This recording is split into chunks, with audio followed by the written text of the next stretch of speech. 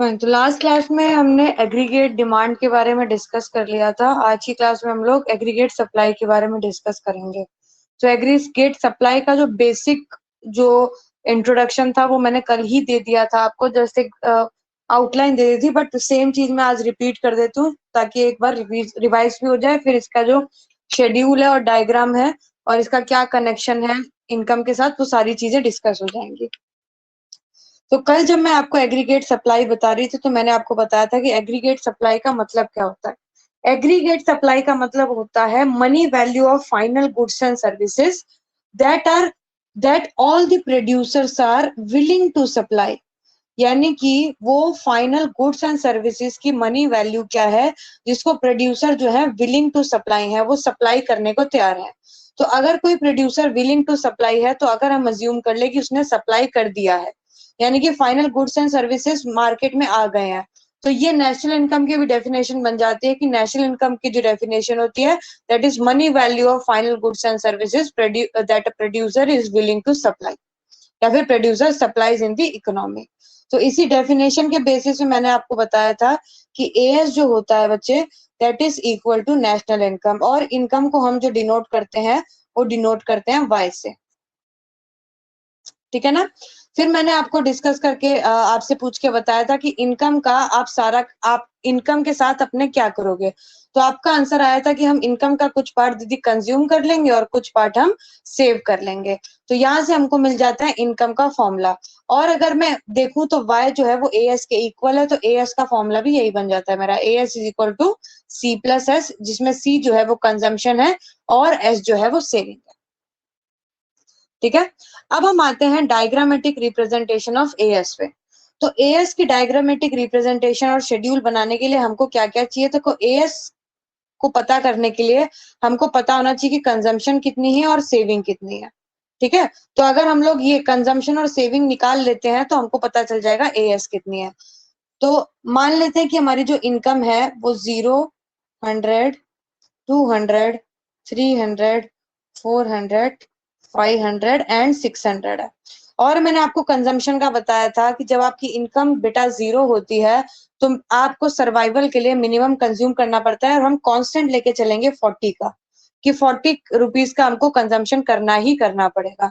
तो 40 प्लस 80 से आगे बढ़ते चले जाएंगे तो हमारा बन जाएगा 120, 200, 280, 360, 440 एंड 520। ठीक है। अब इनकम में से अगर इनकम हमारी 0 की है और इनकम में से हमने 40 रुपीज का कंजम्पशन कर लिया है तो हमारी सेविंग कितनी हो जाएगी, सेविंग हो जाएगी -40। यहाँ पे कितनी हो जाएगी, यहाँ हो जाएगी -20। अब इनकम जितनी है उतना टोटल हमने क्या कर लिया, कंज्यूम कर लिया, तो सेविंग हमारी हो गई 0। इनकम मेरी 300 थी, उसमें से 280 मैं कंज्यूम कर चुकी हूँ, तो सेविंग हो गई 20। यानी कि इनकम में से जब कंजम्पशन का मैं पार्ट निकाल दूंगी तो मेरी सेविंग आ जाएगी वो। ठीक है। अब बेटा एएस निकालने के लिए आप दो तरीका यूज कर सकते हो, जो भी आपको सिंपल लगे। आपको पता है कि एएस जो है वो वाई के इक्वल है, यानी कि ये, और दूसरी चीज आपको पता है कि एएस जो है वो सी प्लस एस के भी इक्वल है। तो चाहे आप वाई वाली पूरी वैल्यू यहाँ पे लिख दो तो भी वही आएगा आपका एएस, चाहे आप सी प्लस एस करके देखो तो भी वही आएगा। तो पहले मैं क्या करती हूँ, वाई की सारी वैल्यू लिख देती हूँ तो आपको क्लियर हो जाएगा। वाई की वैल्यू जो हमारी AS is equal to Y होता है।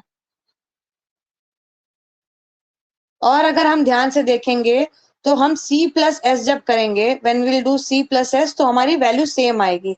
देखो +40 -40 कितना हो गया, 0।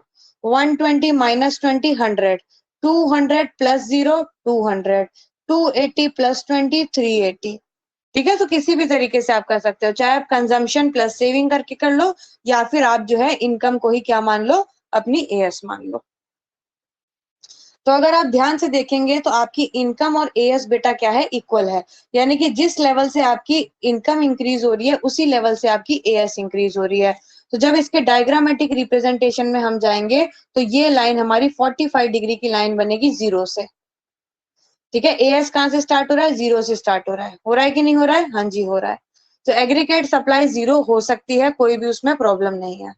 तो एग्रीगेट सप्लाई आपकी 0 से स्टार्ट होगी, 45 डिग्री की लाइन बनेगी, और जब भी 45 डिग्री की लाइन बनती है किसी भी डायग्राम में, उसका ये मतलब होता है जिस रेट से एक्स एक्सिस इंक्रीज हो रहा है, यानी कि जिस रेट से इनकम इंक्रीज हो रही है जो कि 100 का रेट है, उसी रेट से आपकी वाई एक्सिस भी इंक्रीज हो रही होगी जो कि अगेन 100 का रेट है।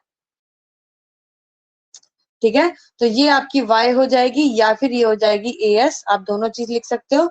ये आपकी शो करेगी कंजम्पशन प्लस सेविंग, ये आपका शो करेगा नीचे वाला इनकम, ये हो जाएगा 0, ये हो जाएगा y और ये हो जाएगा x। तो ये आपका शेड्यूल बन गया और ये आपकी डायग्राम बन गई। जरा इन दोनों चीजों को पहले आप बना लो, फिर इसका एक्सप्लेनेशन लिखवा देती हूँ मैं।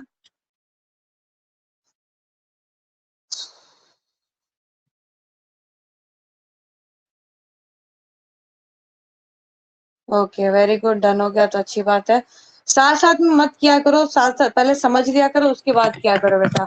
साथ साथ में करोगे तो मे भी शायद एक दो मेरे वर्ड स्किप कर जाएं तो उसमें आपको प्रॉब्लम हो जाएगी। मैं आपको सफिशिएंट टाइम देती हूँ करने का। ओके, डन हो गया, चलो वेरी गुड।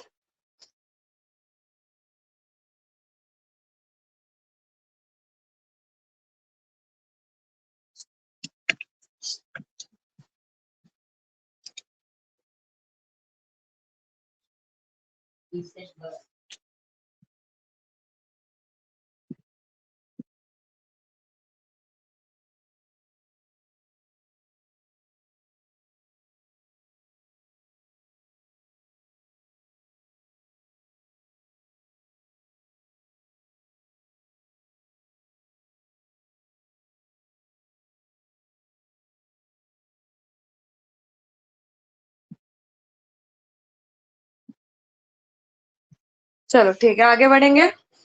तो हमने शेड्यूल बना लिया और हमने डायग्राम बना लिया, और शेड्यूल और डायग्राम दोनों से हमें यही पता चल रहा है कि जिस रेट से हमारी इनकम इंक्रीज हो रही है उसी रेट से हमारी सेविंग भी इंक्रीज हो रही है। ठीक है, एग्रीगेट सेविंग भी इंक्रीज हो रही है। So write down from the above schedule and diagram, from the above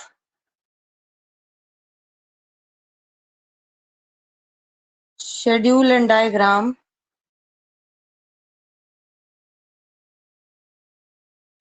it is observed that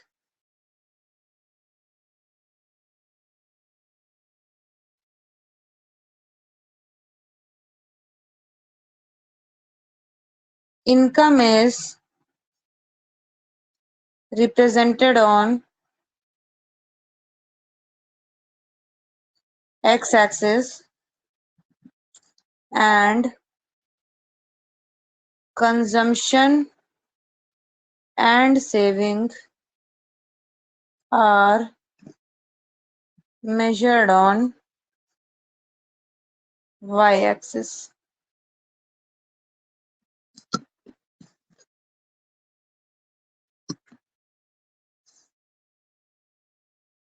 ये पहला पॉइंट हमने लिख दिया है, आगे लिखते हैं, सेकंड बुलेट डाल देते हैं।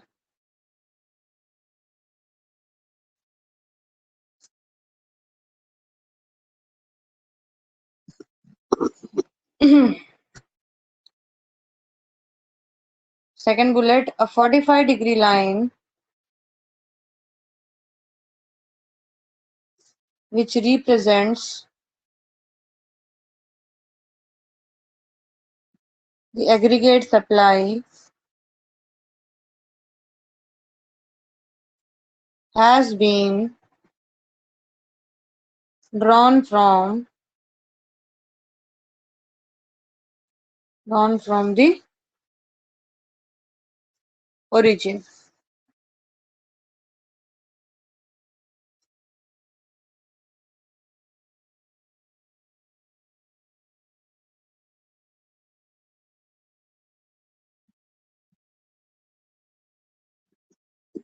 लास्ट बुलेट डालेंगे, the line is shown by taking the same scale on both the axes.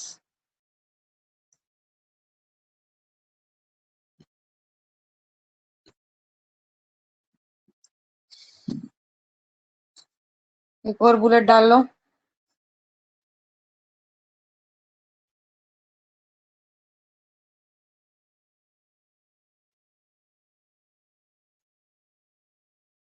on every point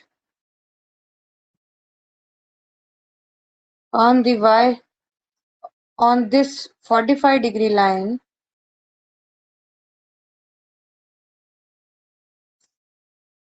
y is equal to c plus s.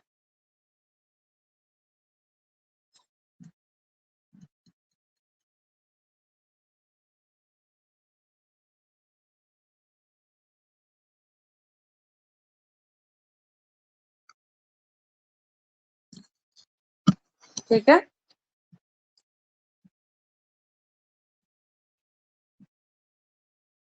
चलो आगे बढ़ते हैं। अब बेटा आपका एग्रीगेट डिमांड और एग्रीगेट सप्लाई वाला जो पार्ट है वो कंप्लीट हो गया। एक बार हल्का सा मैं रिवीजन दे देती हूँ आपको, दोनों चीजों को कंपेयर कर देती हूँ।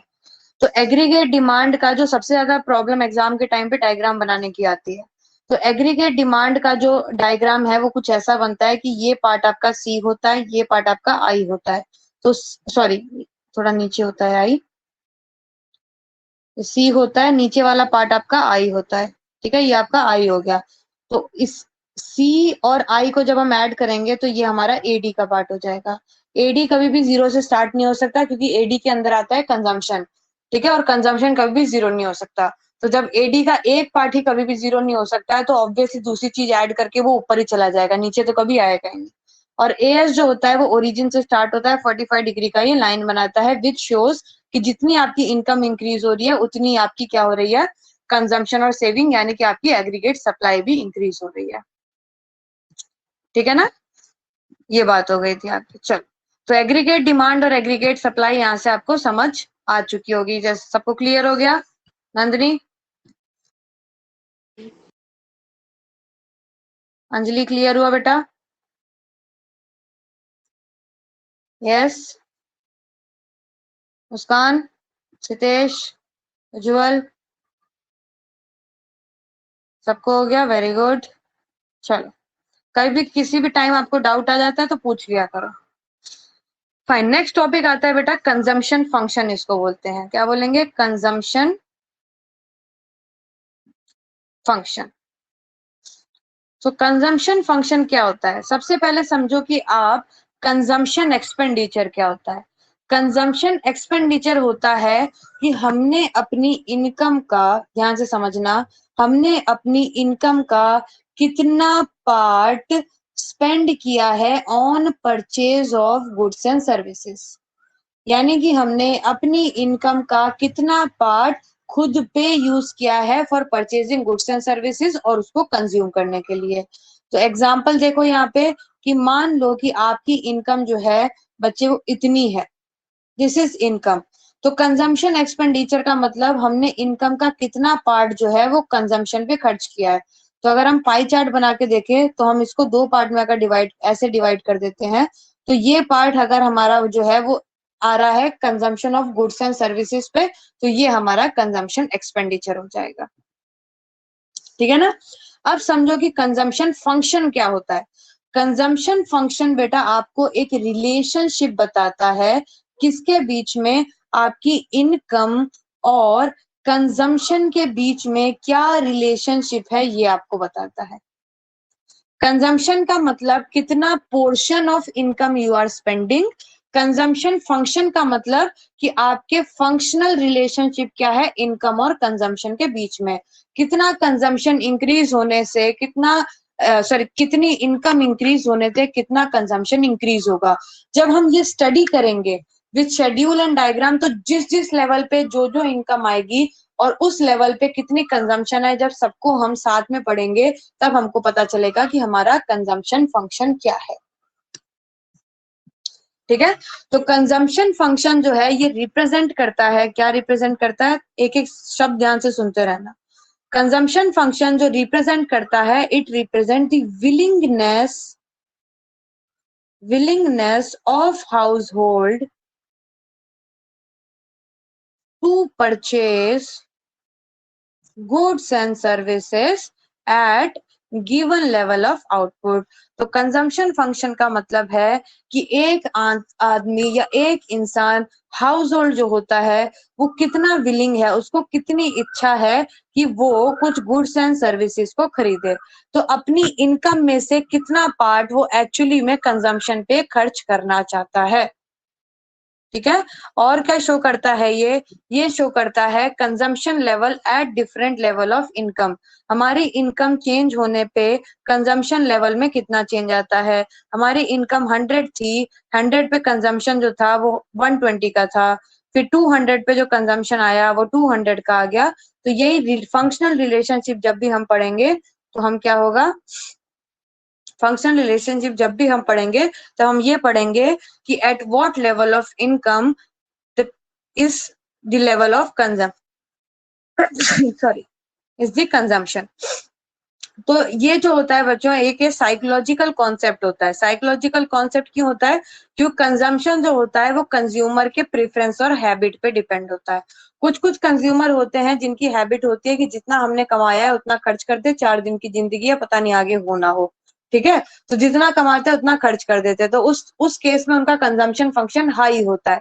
कई कई कंज्यूमर होते हैं जो फ्यूचर के बारे में सोचते हैं और ज्यादातर पोर्शन क्या करते हैं, वो सेविंग पे ज्यादा भरोसा करते हैं कि हम हमारी जरूरतें जहाँ पे पूरी हो जाएंगी वहां पे हम सेविंग करना स्टार्ट कर देंगे। तो एक कंजम्पशन फंक्शन एक पूरी तरीके से जो एक साइकोलॉजिकल कॉन्सेप्ट होता है। ठीक है, अब इसी कंजम्पशन फंक्शन को हम शेड्यूल और डायग्राम से पढ़ेंगे और फिर हम एक एक चीजें इसकी ध्यान में देखेंगे, कौन सा पोर्शन या फिर क्या पॉइंट हमको क्या शो कर रहा है। तो सबसे पहला काम हमारा होगा कि हम लिखें what is consumption function. Consumption function, so write down, it refers to functional relationship between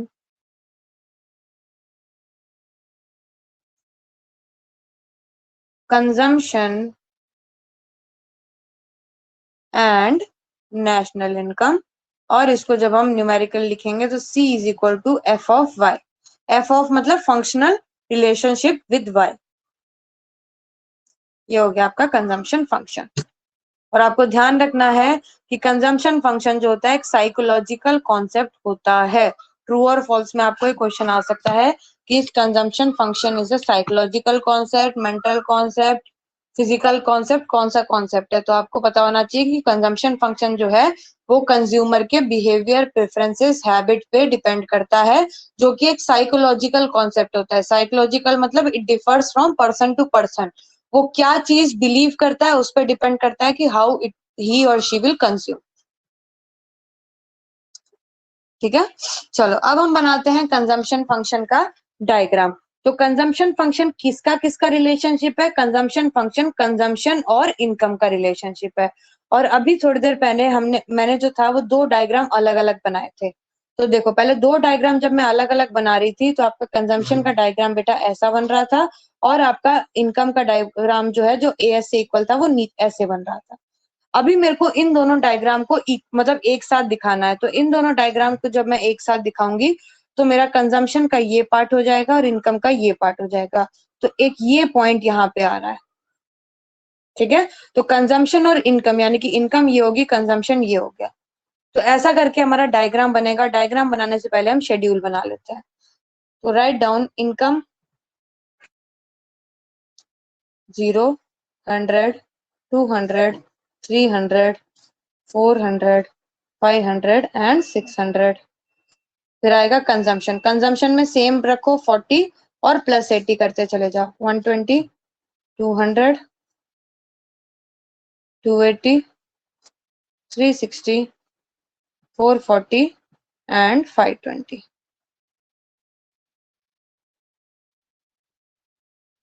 ठीक है, अब पहले हम केवल और केवल इस शेड्यूल को देख के डिस्कस करते हैं, समझने की कोशिश करते हैं कि इनके बीच में क्या फंक्शनल रिलेशनशिप है। तो फंक्शनल रिलेशनशिप को बेटा मैं 3 पार्ट में डिवाइड कर देती हूँ। ठीक है, एक इससे पहले का पार्ट और एक इससे बाद के पार्ट। और मैंने यही पॉइंट क्यों लिया, क्योंकि इस पॉइंट पे हमारी इनकम और कंजम्पशन इक्वल हो जाते हैं। और जहां पे भी कंजम्पशन और हमारा इनकम जो है वो इक्वल हो जाता है वो हमारा पॉइंट कहलाता है ब्रेक इवन पॉइंट या फिर जीरो सेविंग पॉइंट। क्या कहलाएगा? ब्रेक इवन पॉइंट या फिर जीरो सेविंग पॉइंट। जब हमारी 100 रुपए की इनकम है, 100 में से 100 रुपए मैं खर्चा कर देती हूँ, तो क्या मैं सेविंग कर पा रही हूँ? बिल्कुल नहीं कर पा रही हूँ। तो इस लेवल पे हमारा बोलेंगे कि यहाँ पे हमारी जीरो सेविंग हो रही है। तो इस लेवल से पहले अगर आप देखेंगे तो इस लेवल से पहले ये दो जो बन रहे हैं, यहाँ पे आपकी इनकम कम है और आपकी कंजम्पशन ज्यादा है। इनकम देखो 0 है, कंजम्पशन 40 है, इनकम 100 है, कंजम्पशन 120 है। ठीक है, तो इस पोजीशन को बच्चा बोलेंगे हम लोग क्या? Dissaving. यहाँ पे हम सेविंग तो कर ही नहीं रहे हैं, बल्कि जो ऑलरेडी हमारे पास पास सेविंग है उसको हम यूज कर रहे हैं। इसको बोलते हैं हम डिस सेविंग। तो एक पार्ट हमारा हो गया डिस सेविंग का, एक पार्ट हमारा हो गया जीरो सेविंग का, और नेक्स्ट पार्ट क्या है कि अगर हम लोग अपनी इनकम का कुछ पार्ट जो है वो छोड़ रहे हैं, यानी कि ये पूरा का पूरा जो आपका दिखा रहा है, यहाँ पे कुछ ना कुछ पार्ट आप सेव कर रहे हो। ठीक है, डिस सेविंग का मतलब ऑलरेडी जो पैसा आपने सेव करके रखा है उसको यूज कर रहे हो। क्यों यूज कर रहे हो? क्योंकि आपकी इनकम उतनी हो ही नहीं रही है जितनी आपकी कंजम्पशन है, तो आपको पुराना अपना पैसा जो है सेविंग जो यूज करनी पड़ेंगे, तो that is known as dissaving. फिर आता है जीरो सेविंग की, यहाँ पे आपकी एकदम सेविंग नहीं हो रही है, यानी कि आप जितना भी कमा रहे हो उतना आप स्पेंड कर रहे हो। और लास्ट आपका आता है कि आपकी जो कमाई है वो आपकी कंजम्पशन से थोड़ी सी ज्यादा है, तो जो बचा हुआ पार्ट है वहां पे आप सेव कर रहे हो। ये समझ आ गया आपको? समझ आ गया बच्चों? इस आप जरा शेड्यूल को बना लो, बस इसी शेड्यूल के बेसिस पे हम डायग्राम भी बना लेंगे। और ऐसा ही लिखना जैसे मैंने लिखा है, ताकि आपको फ्यूचर के लिए याद रहे कि ऊपर वाला पार्ट जो है, अच्छा नीचे वाला पार्ट आपकी इनकम ज्यादा है, कंजम्पशन कम है, और यहाँ पे इनकम जो है वो कंजम्पशन के इक्वल है। सारी चीजें नोट करना।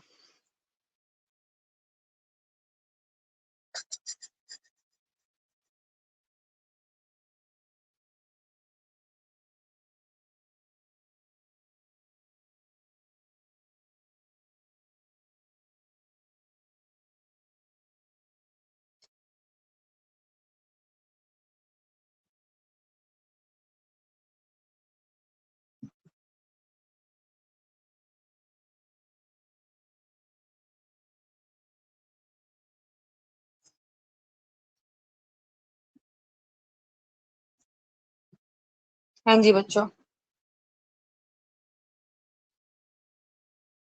Very good.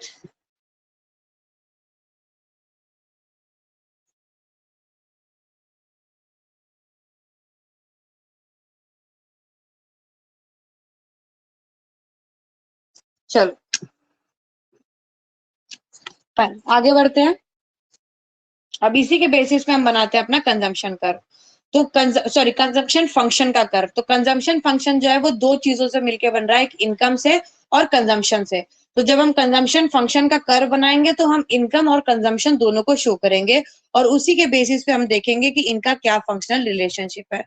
तो ये हमारा कंजम्पशन कर्व हो गया है। जो कंजम्पशन की लाइन ये होती है और आपकी इनकम की लाइन ये होती है। ये आपकी 45 डिग्री की लाइन हो गई, इसको आप वाई से नोट कर दोगे, और आपका ये कंजम्पशन हो गया। ठीक है, अब ध्यान से समझना। ये पॉइंट बेटा आ रहा है, ये पॉइंट आपका क्या आ रहा है? इस पॉइंट पे आपकी कंजम्पशन और सेविंग जो है वो इक्वल है। तो यानी कि ये पॉइंट कौन सा रहा होगा? ये पॉइंट आपका 200 का रहा होगा।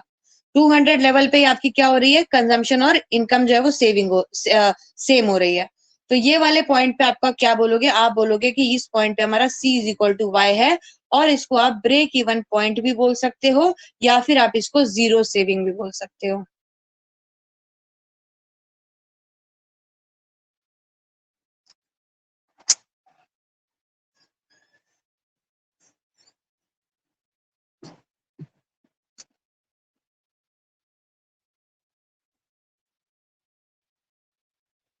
ठीक है, ये हो गया। फिर आप क्या करोगे? इससे पहले वाला जो पार्ट है, यानी कि इससे पहले वाले पार्ट में देखोगे ऊपर कौन सा है, तो ऊपर आप देखो C ऊपर है, तो आपकी कंजम्पशन जो है इनकम से ज्यादा है। तो जब भी आपकी कंजम्पशन इनकम से ज्यादा होगी, तो जो ये बीच का पार्ट होगा कितनी ज्यादा है, ये आपका क्या कहलाएगा? डिस सेविंग कहलाएगा। तो ये बीच का पार्ट आपका हो जाएगा डिस सेविंग का। ठीक है, और जब आपकी इक्वल आ जाती है, उसके बाद आप देखोगे कि आपकी इनकम ज्यादा होगी और कंजम्पशन आपकी कम हो गई है, तो इन दोनों के जो बीच का गैप है that will be known as saving. इसको क्या बोलेंगे? सेविंग बोलेंगे। अब कौन बच्चा मेरे को बताएगा कि इस पार्ट को हम क्या बोलेंगे? कौन बच्चा बताएगा? यस, जो कंजम्पशन हम मिनिमम सर्वाइवल के लिए करते हैं उस पार्ट को हम क्या बोलते हैं? C dash. Very good, C bar बोलते हैं बेटा, सी बार बोलते हैं। सी बार, या फिर इसको ऑटोनोमस कंजम्पशन भी बोलते हैं, यानी कि इस कंजम्पशन को कोई भी मतलब नहीं है कि आपकी इनकम कितनी है, आप कितना पैसा कमा रहे हैं। आपको जिंदा रहने के लिए कुछ ना कुछ खाना पड़ेगा, कुछ ना कुछ पीना पड़ेगा, इसके लिए आपको अपनी पास सेविंग को खर्चा करना पड़ेगा, which is known as dissaving. तो जो ये पार्ट आपका होता है जहां से आपकी कंजम्पशन स्टार्ट होती है और जब आपकी इनकम जीरो होती है, उन दोनों के बीच का जो पार्ट है वो हमेशा सी बार कहलाता है, which is also known as autonomous consumption. चलो इस डायग्राम को बना लो जरा। ये y हो गया, ये x हो गया, नीचे वाला पार्ट आपका इनकम होगा और ऊपर वाला पार्ट आपका कंजम्पशन हो जाएगा।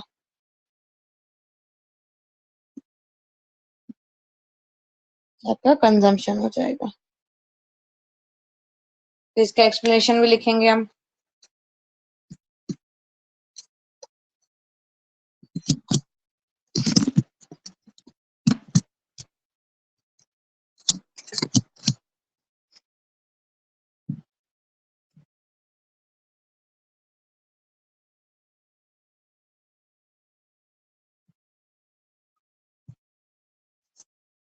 गुड।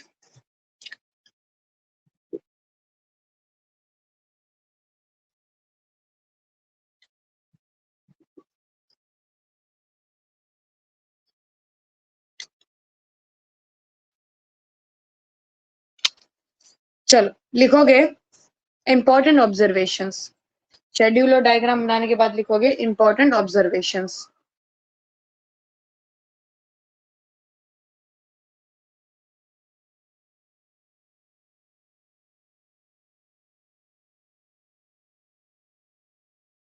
दैट पहला पॉइंट लिखो, starting point of consumption curve. पहला point starting point of consumption curve, जो बेटा हमने वहां देखा था ना एग्रीगेट डिमांड में।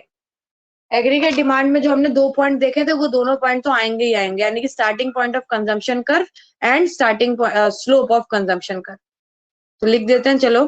Consumption curve CC, consumption curve CC starts from, consumption curve CC starts from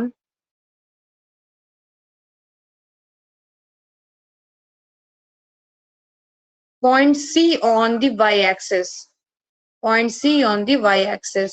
जितने भी मैंने ये लिखे हुए हैं ना अल्फाबेट CEM, ये सारे नोट करना, इसी के बेसिस पे आप एक्सप्लेनेशन दे रहे हो। Full stop. This implies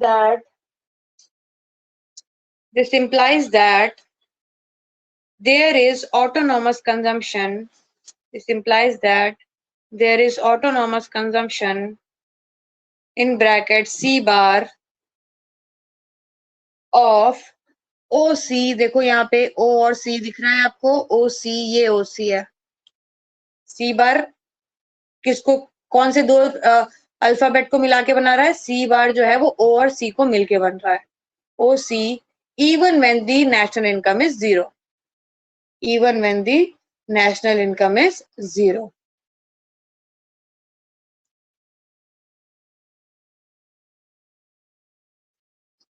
next आता है slope of consumption curve. Next point is slope of consumption curve.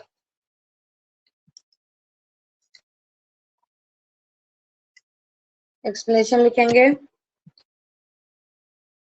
CC has a positive slope। सब बच्चे पहले शो करो मेरे को that they are writing।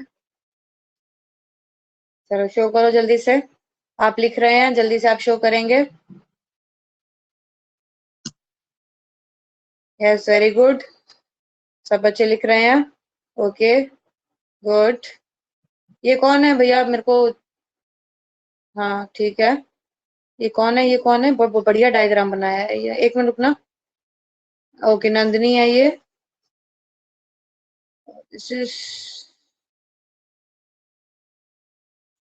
एक मिनट रुक जाओ, ठीक है आप भी लिख रहे हैं। फाइन। अंजलि लिख रही है, उज्जवल, नंदिनी का भी हो गया। श्रुति शो करो बेटा। that you are writing? Very good. मुस्कान, हाँ देख लिया श्रुति, हो गया. मुस्कान, okay fine, good. Sitesh,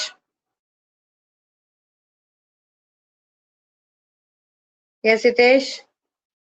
Sitesh red red दिख रहा है पीछे, कैमरा चालू कर.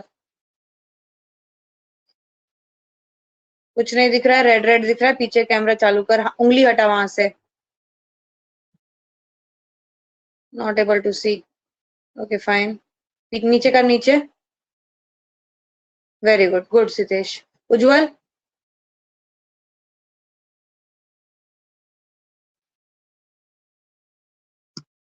Yes Ujjwal, good. ठीक है, चलो परफेक्ट फाइन. चलो आगे लिखेंगे बच्चे. Slope of consumption curve, write down. CC has a positive slope which shows CC has a positive slope which shows that as income increases, consumption also increases. As income increases, consumption also increases. Full stop. However,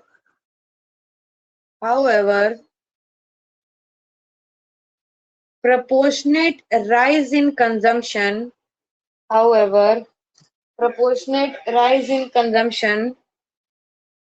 is, मैं यहाँ पे dash दे रही हूँ, आप मेरे को बताएंगे यहाँ पे लेस देन आएगा कि मोर देन आएगा. ठीक है. Is dash then the proportionate rise in income. It's dash than the proportionate rise in income as part of income is saved. अब ये सेंटेंस पढ़ के आप मेरे को बताएंगे कि यहाँ पे लेस देन आना चाहिए कि मोर देन आना चाहिए. मैं 2-3 बार डिस्कस कर भी चुकी हूँ.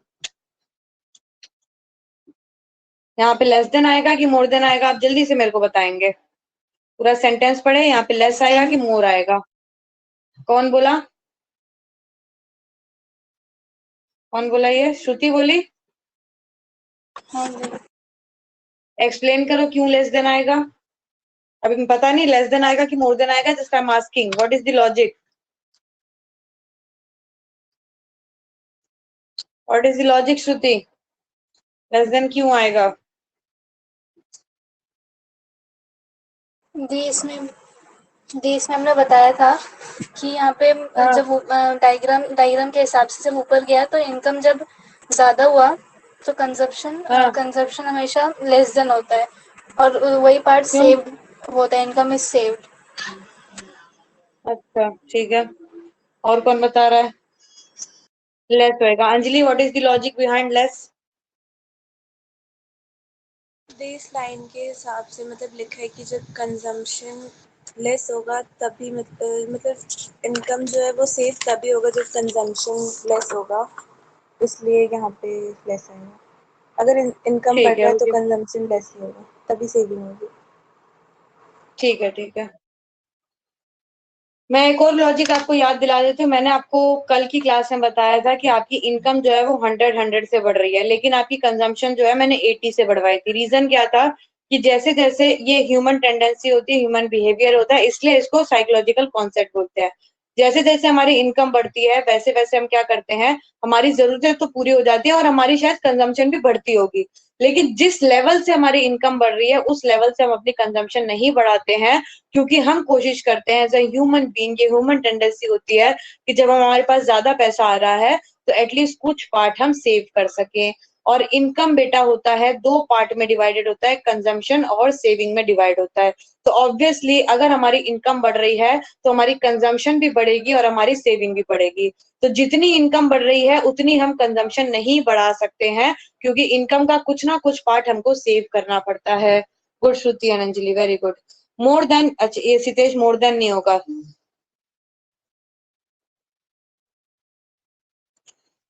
लॉजिक सही है बेटा तेरा कि जब हमारी इनकम ज्यादा होगी तो हम ज्यादा सेव करेंगे।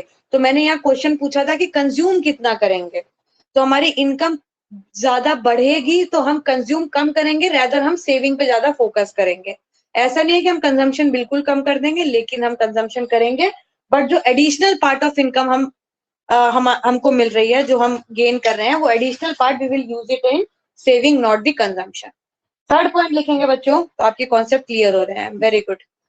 थर्ड पॉइंट हम लिखेंगे income is less than consumption. Income is less than consumption, यानी कि वो डेज सेविंग वाला पार्ट अभी हम डिस्कस करेंगे। हाँ जी, तो write down, when income is less than consumption, when income is less than consumption,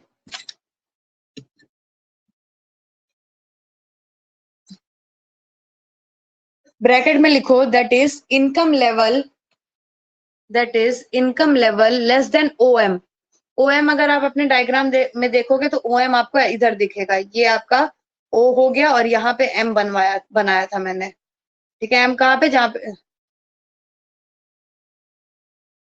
ऐसे करके मैंने आपको एम बोला था, एम यहाँ पे जहाँ पे इंटरसेक्ट कर रहा है, तो ओ एम ये वाला लेवल, ठीक है। ब्रैकेट में less than O M and less than 200 crore, वहां पे डायग्राम शेड्यूल में 200 करोड़ से कम, 200 लिखवाया था, करोड़ के उसमें लिखवाया है, less than 200 crore, bracket close.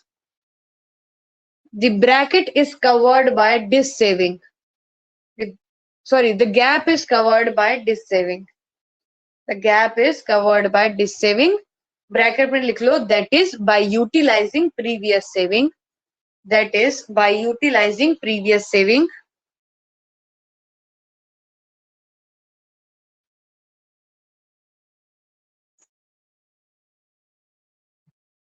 ठीक है, saving. Triangle COE. Triangle COE, देखो ट्रायंगल COE कहाँ दिख रहा है, देखो ट्रायंगल COE, ये वाला triangle represents dis saving, represents dis saving। तो ये पहला पार्ट हो गया। अब दूसरा पार्ट हम डिस्कस करेंगे ब्रेक इवन पॉइंट का। तो next point, break even point in bracket C is equal to Y।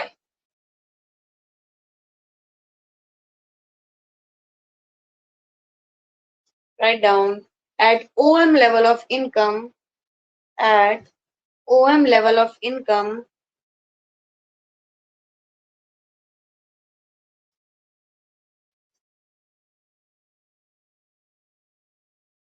Bracket में पॉइंट E, ब्रैकेट में point E, consumption becomes equal to income, consumption becomes equal to income and saving is zero, and saving is zero। The point, क्या क्या करूं, कहां से दोबारा पूरा repeat कर रही हूं मैं।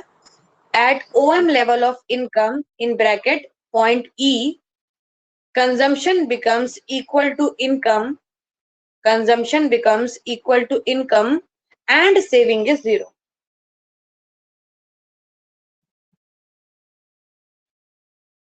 Full stop। The point E is known as break even point। The point E is known as break even point,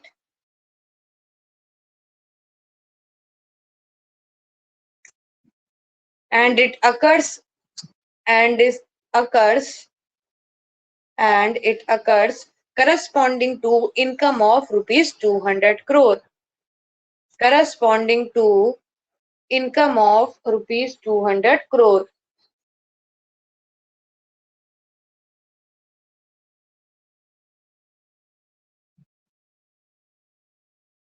ठीक है, तो हमने ये वाला पार्ट बेटा डिस्कस कर लिया है, ये वाला पार्ट डिस्कस कर लिया है। लास्ट पार्ट हमारा ये बनता है, यानी कि ये हमारी जहां पे इनकम हमारी कंजम्पशन से ज्यादा है।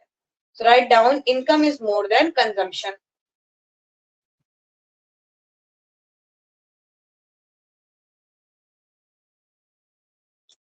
देखो at point to the right of point E, at point to the right of point E, income is more than consumption.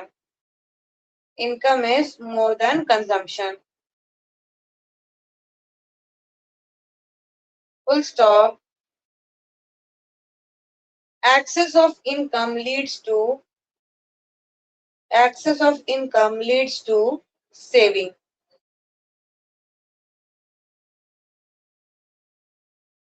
Full stop. The gap between the 45-degree line,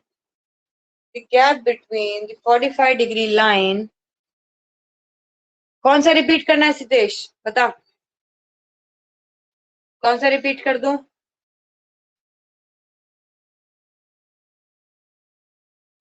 या सितेश कौन सा repeat करना है बेटा? लास्ट लाइन पिछले topic की, मैं पिछला टॉपिक पूरा रिपीट कर रही हूँ, ध्यान से सुनना. At OM level of income bracket point E, consumption becomes equal to income and saving is 0. The point E is known as break-even point. It occurs corresponding to income of rupees 200 crore. Income of rupees 200 crore. ठीक है, वापस आते हैं बच्चों अपने point पे. मैं starting से रिपीट कर रही हूँ. At point to the right of E, income is more than consumption, full stop. Excess of income leads to saving, full stop. The gap between the 45-degree line, and CC, ये देखो, ये आपका CC है, sorry ये CC है आपका, और ये आपका इनकम लाइन है. The gap between the line CC and 45-degree line after point E के बाद represents positive saving.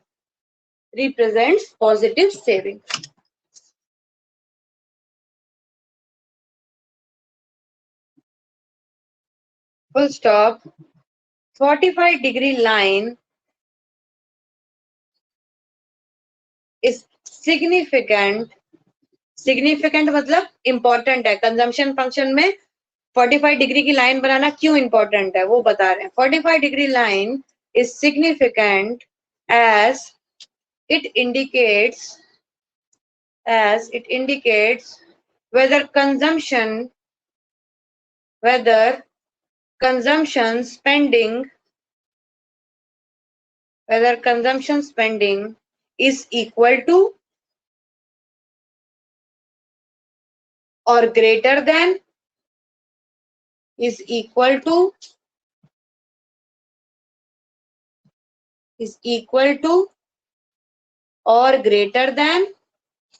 or greater than or less than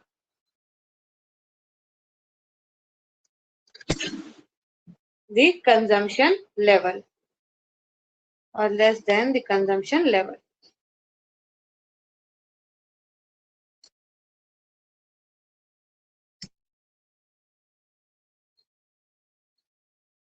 ठीक है. तो यहाँ पे आपका कंजम्पशन फंक्शन एंड नहीं होता है, उसका इंट्रोडक्शन एंड हो जाता है. अब जो कंजम्पशन फंक्शन होता है बेटा, इसको प्रोपेंसिटी टू कंज्यूम भी बोलते हैं. क्या बोलेंगे? Propensity to consume. Second colour change कर लूं मैं.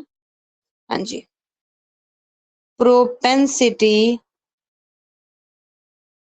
टू कंज्यूम भी बोलेंगे.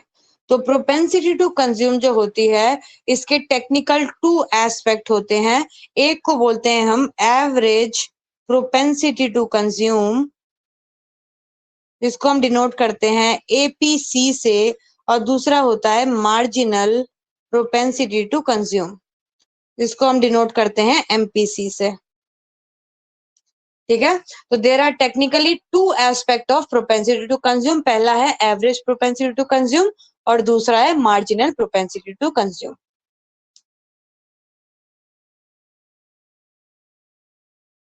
चलो Now we will see first what is average propensity to consume. Average propensity to consume बेटा एक तरीके का रेशियो है. इट इज अ रेशियो जिसके अंदर हमें पता चलता है कि हमने अपनी इनकम का कितना पार्ट कंजम्पशन में सेव किया है, सॉरी कंजम्पशन में यूज किया है. ठीक है, हमने अपनी इनकम का कितना परसेंटेज या फिर कितना पार्ट जो है वो कंजम्पशन में स्पेंड किया है. फॉर एग्जाम्पल वैसे एपीसी का जो फॉर्मूला होता है वो होता है कंजम्पशन डिवाइडेड बाय इनकम. तो मान लो कि हमारी इनकम जो है बेटा 100 रुपीज की है, उसमें से मैं 70 रुपीज अगर कंज्यूम कर देती हूँ तो यानी कि मैं 70% जो है वो कंज्यूम कर रही हूँ, और this 70% is only average propensity to consume. यानी कि लगभग मैं अपनी इनकम का कितना पोर्शन कंजम्पशन में स्पेंड कर रही हूँ.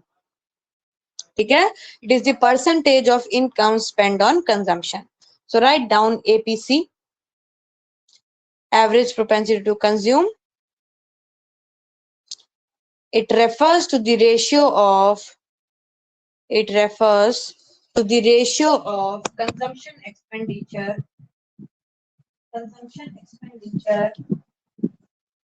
to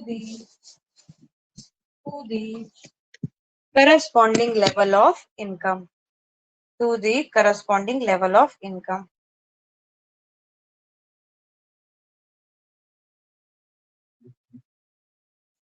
नेक्स्ट लाइन में लिखोगे APC is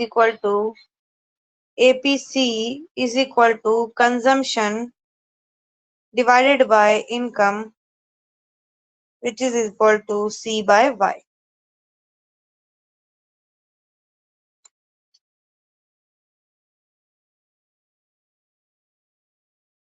ठीक है, अब APC को हम with the help of schedule and diagram justify करेंगे और इसके क्या क्या ऑब्जर्वेशंस है उनको हम देखेंगे. तो देखो, अभी एपीसी का मतलब हमको पता चल गया है कि हमारी इनकम और कंजम्पशन के बीच का ये रेशियो है.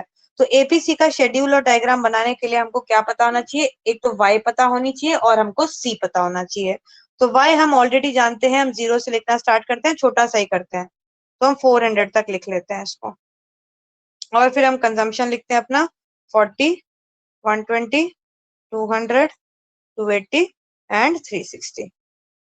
अब हम इससे एपीसी निकाल लेते हैं. तो एपीसी निकालने का क्या फॉर्मूला है, सी डिवाइडेड बाय वाई. तो पहले लेवल पे हमारा एपीसी क्या हो जाएगा, सी कितना है 40 डिवाइड बाय वाई कितना है 0. यहाँ पे आप डैश डाल दो. जब भी आपका डिनोमिनेटर में बेटा 0 आता है इसका मतलब वो वैल्यू नहीं है, तो जब आपकी कोई वैल्यू नहीं है तो उसको 0 डाल दो. इसके बाद आपका एपीसी आता है 120, सी है आपका, और आपका वाई जो है 100 है, तो ये हो जाएगा 1.2. फिर 200 बाय 200 ये हो जाएगा 1. फिर 280 बाय 360 ये हो जाएगा 0.933. फिर 360 बाय 400 ये हो जाएगा 0.90. ठीक है, तो अगर आप ध्यान से देखेंगे तो आपको ये देखने को मिलेगा कि जैसे जैसे आपकी इनकम बढ़ रही है, देखो 0 से 100 टू 200, 300, 400, वैसे वैसे आपकी एपीसी कम हो रही है. एपीसी पहले कितनी थी 1.2, 1.2 से कम होके 1 हो गई, फिर कम होके 0.93 होगी, फिर कम होके 0.90 हो गई. तो जैसे जैसे आपकी इनकम बढ़ती है, आप अपनी इनकम का जो पार्ट कंजम्पशन में खर्चा करते हो वो कम होता चला जाता है. प्रैक्टिकली अगर इस बात को हम समझेंगे तो मान लो कि आपकी जो इनकम थी वो 100 रुपीज जब थी, तो बेटा आपका जो कंजम्पशन था वो 120 का था. तो यानी कि ये एग्जांपल में लेते हैं, आपकी इनकम जो है वो 100 रुपीज की है, और जब आपकी इनकम 100 रुपीज की है तब आप 80 रुपीज का कंजम्पशन कर रहे हो, यानी कि आप 80% का कंजम्पशन कर रहे हो. अब आपकी इनकम जो है वो बढ़ के हो जाती है 200 रुपीज, तो आप जो अपना कंजम्पशन है वो 100 का बढ़ा लेते हो. आप अपना कंजम्पशन क्या करते हो, 80 रुपीज से 100 का कंजम्पशन आप बढ़ा लेते हो. तो अगर अब हम देखेंगे तो अब आपका कंजम्पशन कितना हो रहा है, अब आपका कंजम्पशन हो रहा है ओनली 20% का. ठीक है, तो जब आपकी इनकम बढ़ती है तो आपका पोर्शन ऑफ कंजम्पशन, आप जो अपना इनकम का पोर्शन कंजम्पशन में यूज कर रहे हैं वो कम होता चला जाता है. अभी आपकी इनकम कम है तो इनकम कम है तो ज्यादातर आप क्या करोगे, कंज्यूम करोगे। और जैसे जैसे आपकी इनकम बढ़ती चली जाएगी तब आप किस पे फोकस करोगे, आप हल्की सी ज्यादा सेविंग पे फोकस करोगे, क्योंकि आपकी बेसिक नेसेसिटीज तो जो है वो आपकी जो पहले इनकम थी उसी से कंप्लीट हो जा रही थी। ठीक है ना। तो ये आपका बन जाएगा बेटा शेड्यूल। शेड्यूल बना लो, इससे सेम शेड्यूल बना लो, फिर डायग्राम बनवा देती हूँ मैं इसी का।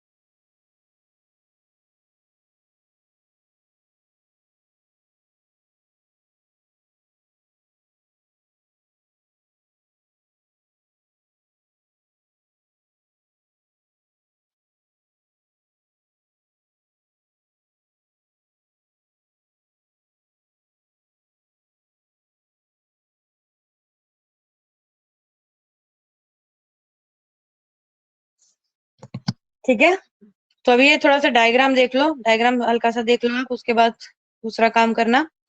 ये वाला जो आपका पोर्शन है, यानी कि ये वाला जो आपका पोर्शन है, ये आपका इनकम का है, तो ये पोर्शन आपको दिखा रहा है वाई, और ये वाला जो पोर्शन है, यानी कि ये वाला जो पोर्शन है आपका, ये आपका सी का है, तो ये पोर्शन आपका दिखा रहा है सी का। तो और वाई और सी को जब हम डिवाइड करेंगे तो हम इस पॉइंट पे आएंगे, तो ये पॉइंट हमारा एपीसी कहलाएगा। ठीक है, तो सारे एपीसी जो होता है बेटा वो ऐसे करके नीचे की तरफ आता है, और ये एपीसी एंड टू एंड कहां तक गिरेगा, जहां पे हमारा सी जो है स्टार्ट हो रहा है, जहां से हमारा सी स्टार्ट हो रहा है वहीं तक हमारा एपीसी जो है वो गिर सकता है, इसके नीचे नहीं गिर सकता।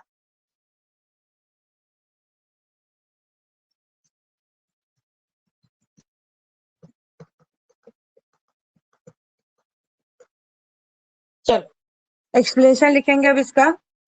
फ्रॉम द अब in the above schedule and diagram,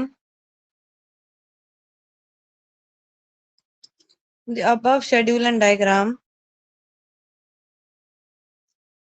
the income level of 100 crore, at the income level of 100 crore, comma APC is equal to 1.2. APC is equal to 1.2. Full stop.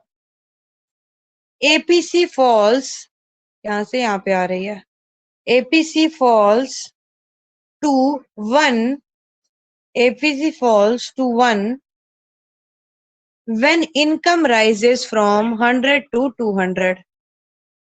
When income rises from 100 to 200.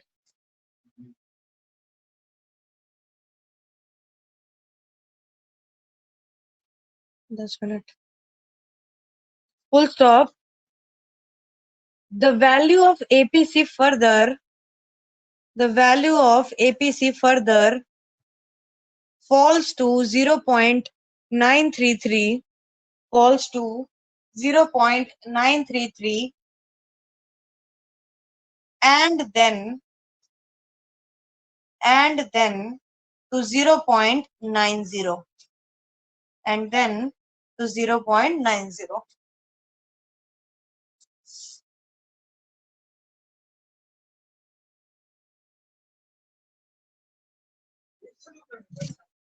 ठीक है, तो ये हमने observe किया है from the schedule and diagram. अरे रुको यार,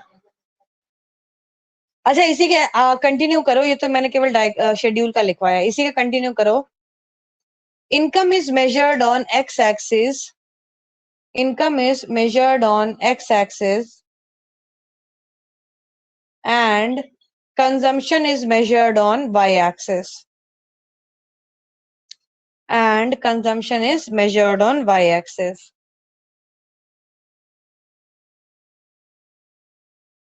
छोटे से पॉइंट, ये डायग्राम में थोड़े से, एक ये वाले पॉइंट को आप m बोल देना, सॉरी इस पॉइंट को आप n बोल देना, और इस पॉइंट को y बोल देना। ठीक है, n और y, इसको थोड़ा सा लिख देना। Full stop. CC is the consumption curve.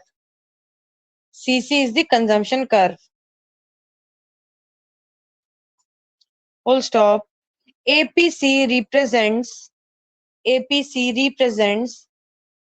any point on the consumption curve. चाहे यहाँ पे पॉइंट बना लो, चाहे इधर बना लो, चाहे इधर बना लो, कहीं पे बना लो, कोई भी पॉइंट पे आप कंजम्पशन करके एपीसी को बना सकते हो. APC represents any point on the consumption curve. At point A, ये रहा बच्चों पॉइंट ए जहां पे एपीसी मैंने दिखाया है. At point A on the consumption curve,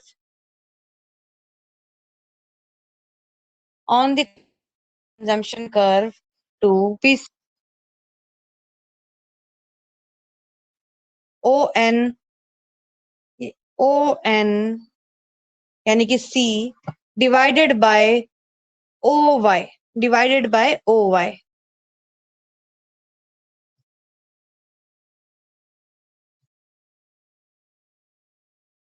ठीक है. अब इसके कुछ इंपॉर्टेंट पॉइंट्स बेटा ध्यान में रखने वाले हैं कि एपीसी जो होता है ये it can be equal to 1. ठीक है. APC can be more than 1. APC can be less than 1.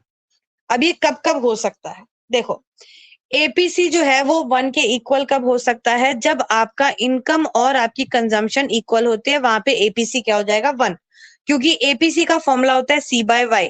तो अगर सी भी 200 है और वाई भी 200 है तो ऑब्वियसली एपीसी क्या हो जाएगा? 1 हो जाएगा. तो एपीसी आपका 1 कब होगा? जहां पे आपका ब्रेक इवन पॉइंट होगा, यानी कि आपका वाई जो होगा वो सी के इक्वल होगा. ब्रेक इवन पॉइंट जहां पे होगा.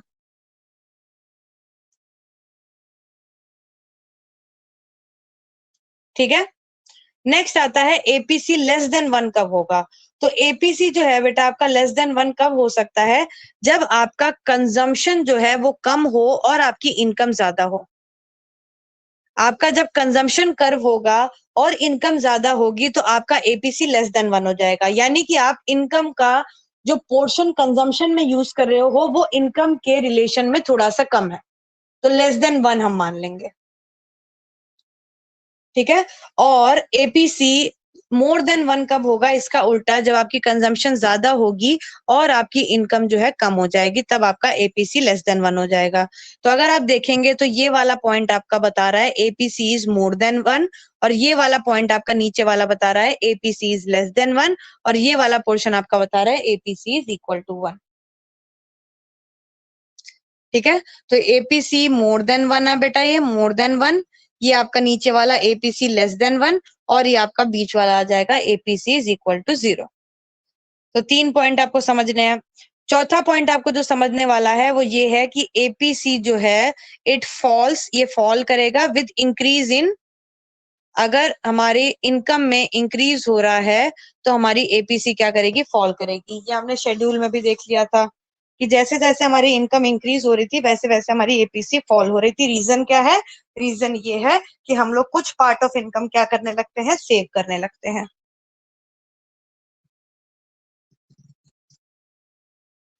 ठीक है. नेक्स्ट पॉइंट लिखेंगे APC can never be 0. Next point आपका आ जाएगा एपीसी कैन नेवर बी 0. इसका रीजन मेरे को कौन बता सकता है? एपीसी कभी भी 0 हो ही नहीं सकती है. वाई अंजलि? क्योंकि यस अंजलि, कंजम्पशन एपीसी कभी कभी भी जीरो 0. नहीं हो सकती. Very good. एपीसी जो है उसके ऊपर आता है सी, और सी कभी भी 0 नहीं हो सकता है. तो अगर न्यूमरेटर 0 नहीं हो सकता है तो आपका जो फाइनल रिजल्ट आएगा वो भी कभी 0 नहीं हो सकता है.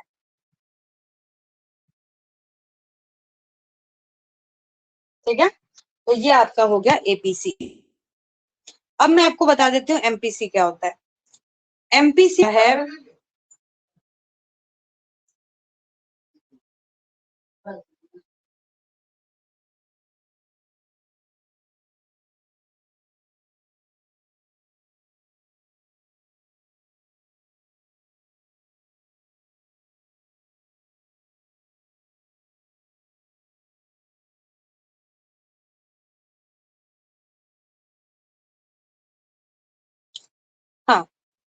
तो एमपीसी समझो बेटा क्या होता है। एमपीसी का मतलब होता है, ये एक तरीके का होता है जहां हमें ये पता चलता है कि हमारी इनकम में चेंज आने से हमारी कंजम्पशन में कितना चेंज आया है। हमारी इनकम में चेंज आने से हमारे कंजम्पशन में कितना चेंज आया है, इसका रेशियो पता चलता है।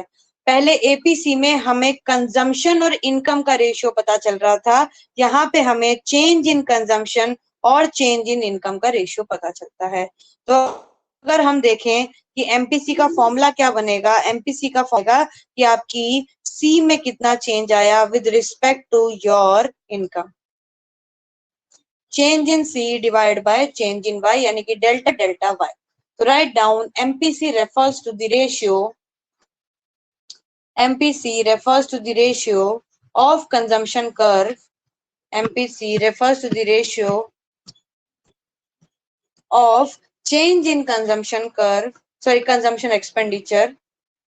MPC refers to the ratio of change in consumption expenditure to the change in total income.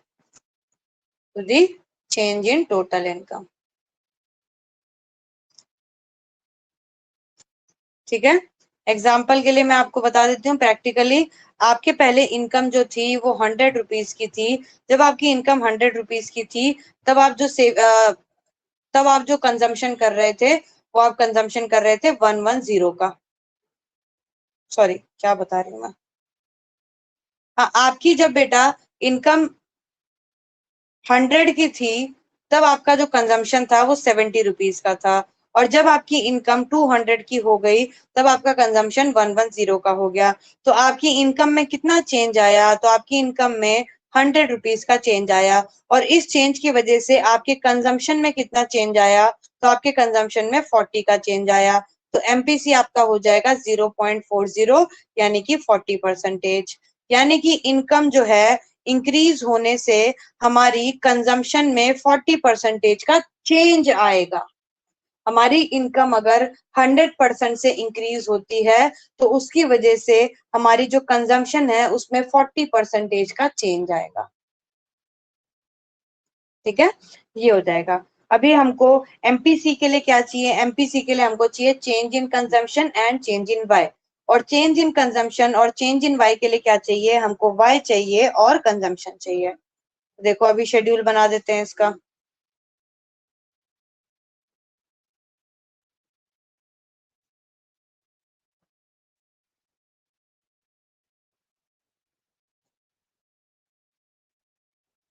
ठीक है, तो चेंज इन पहले निकालते हैं, चेंज इन इनकम कितना हुआ है, सॉरी चेंज इन कंजम्पशन निकाल लेते हैं, डेल्टा सी। तो यहाँ 40, इसके ऊपर क्या हमें पता ही नहीं है, तो हमेशा एमपीसी जब भी स्टार्ट होगा तो वो डैश से स्टार्ट होगा। अब देखो 40 से कितना चेंज हो गया, 80 का। 120 से कितना चेंज हो गया, 80 का। यहाँ पे कितना चेंज हो गया, 80 का। यहाँ पे कितना चेंज हो गया, 80 का। अब डेल्टा वाई निकालते हैं, तो यहाँ पे कितना चेंज हुआ, 100 का। फिर कितना चेंज हुआ, 100 का। तो सब जगह 100 का ही चेंज हुआ है।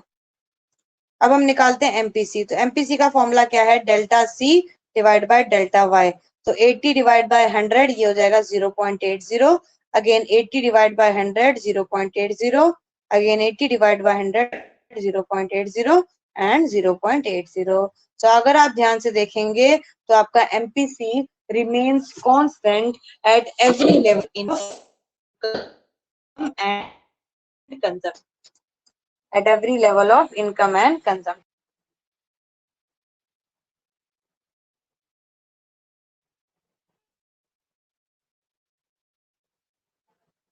ये बना लो।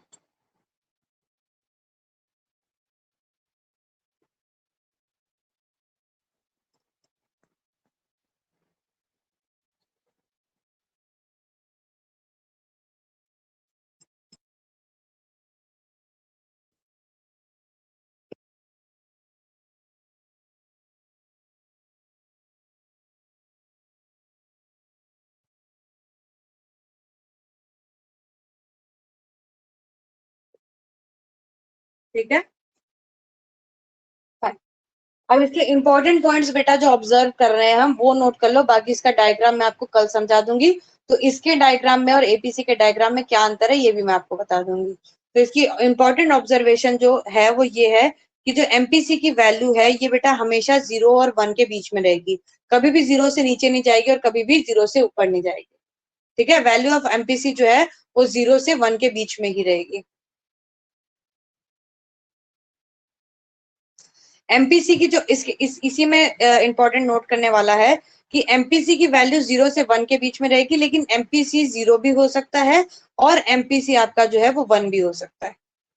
एमपीसी 0 कब होगा? एमपीसी 0 तब होगा जब आपकी एडिशनल इनकम, यानी कि जो भी एक्स्ट्रा पैसा कमा रहे हो सारी की सारी आप सेव कर देते हो। ठीक है, फॉर एग्जाम्पल 100 से आपकी इनकम 200 हुई, तो आपने जो एक्स्ट्रा 100 रुपीज कमाए हैं ये आपने कंजम्पशन पे ना खर्च करके सारा का सारा सेविंग पे खर्च कर दिया है, तब आपकी एमपीसी क्या हो जाएगी? 0 हो जाएगी। और आपकी एमपीसी 1 कब होगी? जब आपकी एडिशनल इनकम सारी की सारी जो है कंजम्पशन में खर्च हो जाएगी। यानी कि आप 100 से 200 रुपीज कमा रहे हो तो एडिशनल 100 रुपीज जो कमा रहे हो आप पूरा का पूरा उसको आप कंज्यूम कर दे रहे हो। तो एमपीसी 0 कब होगा? जब एडिशनल इनकम सेव होगी। और एमपीसी 1 कब होगा? जब आपकी एडिशनल इनकम पूरी की पूरी कंज्यूम हो जाएगी। दोनों की दोनों क्या है? इन्हीं दोनों वैल्यूज पे वेरी करेंगे। ठीक है, तो एमपीसी 0 से 1 के बीच में हो सकता है, लेकिन अगर एक्सट्रीम वैल्यूज देखें यानी कि 0 और 1, तो 0 कब हो सकता है? जब आपकी एडिशनल इनकम सेव हो जाए। और 1 कब हो जा सकता है? जब आपकी एडिशनल इनकम कंज्यूम हो जाए।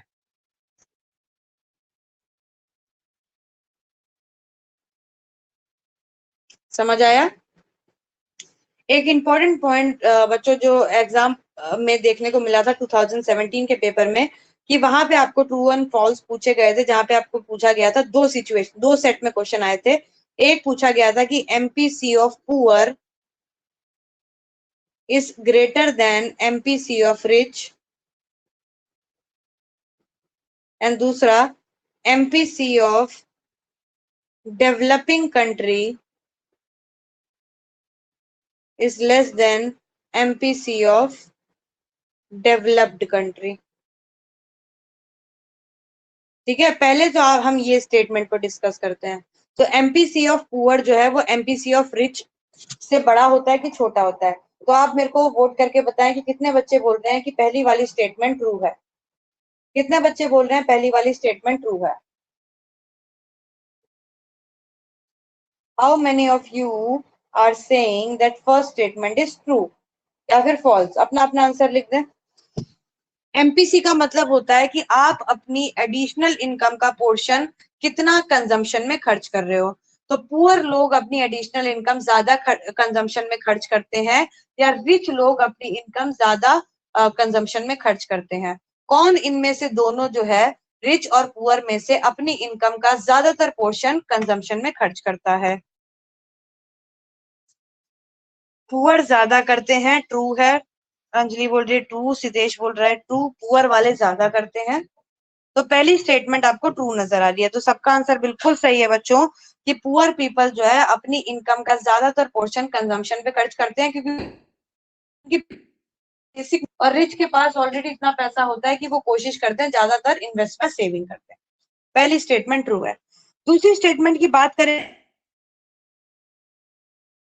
तो डेवलपिंग कंट्री यानी कि वो कंट्री जो अभी डेवलप हो रही है, जैसे कि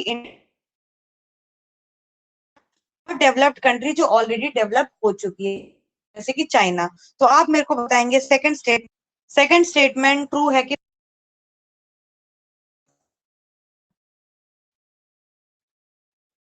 यस बच्चों, सेकंड स्टेटमेंट ट्रू है कि फॉल्स है?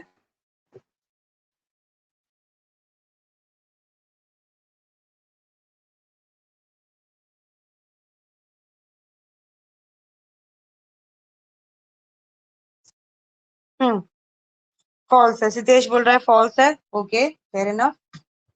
बाकी बच्चे क्या बोल रहे हैं?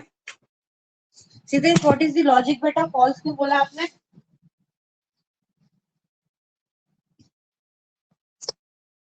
सिद्धेश, फॉल्स क्यों बोला?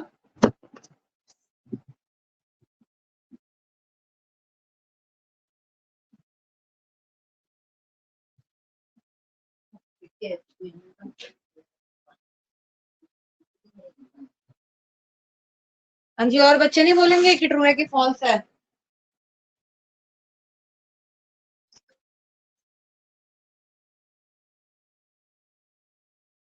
बताओ बताओ, डेवलपिंग कंट्री की एमपीसी ज्यादा होगी या डेवलप्ड कंट्री की एमपीसी ज्यादा होगी? कौन ज्यादा पोर्शन अपना कंजम्पशन पे खर्च करेगा? बताओ। अरे डेवलपिंग कंट्री को आप मान के चलो कि इनके पास ज्यादा पैसा नहीं है, और डेवलप्ड कंट्री को मान के चलो कि बहुत पैसा है इनके पास।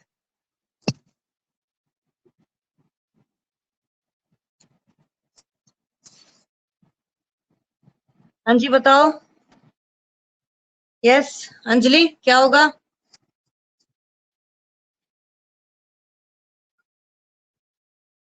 मुस्कान, कोई आंसर नहीं आ रहा भाई। डेवलपिंग कंट्री ज्यादा करेगी। फॉल्स है, फॉल्स है, फॉल्स है। Very good. चलो ठीक है, तो आपका एकदम लॉजिक ठीक है बच्चों। सेकंड स्टेटमेंट हमारी फॉल्स है कि डेवलपिंग कंट्री अभी डेवलप हो रही है, यानी कि इसकी जरूरतें ज्यादा है। तो जिनकी जरूरतें ज्यादा होती हैं उनका एमपीसी ज्यादा होता है। तो इसको थोड़ा आप नोट करके रख लेना। ये थोड़ा सा अटपटा सा क्वेश्चन 2017 में पूछा गया था। हो सकता है आगे चल के ऐसे क्वेश्चन आए। तो लॉजिकली आपको यही समझना है कि किसकी जरूरतें ज्यादा है। जिसकी जरूरतें ज्यादा होंगी उसका एमपीसी ज्यादा होगा, जिसकी जरूरतें कम होंगी उनका एमपीसी कम होगा। ठीक है, चलो अब हम कल मिलते हैं बच्चों, same timing. Will meet at 11:30 only. Fine, okay, चलो bye bye, take care. Bye दी। बाय बच्चे।